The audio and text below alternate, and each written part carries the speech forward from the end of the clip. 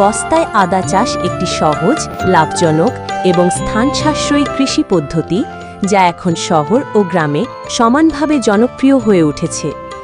যারা বাড়ির ছাদ, বারান্দা বা খোলা জায়গা ব্যবহার করে চাষ করতে চান, তাদের জন্য এই পদ্ধতি খুবই কার্যকর।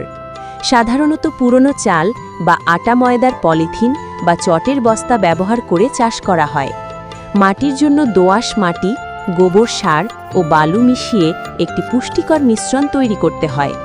স্বাস্থ্যবান ও অঙ্কুরিত আদা ছোট ছোট টুকরো করে বস্তায় ৮ থেকে ১০ ইঞ্চি গভীরে রোপণ করা হয় এবং মাঝে মধ্যে পানি ও জৈব সার প্রয়োগ করতে হয়।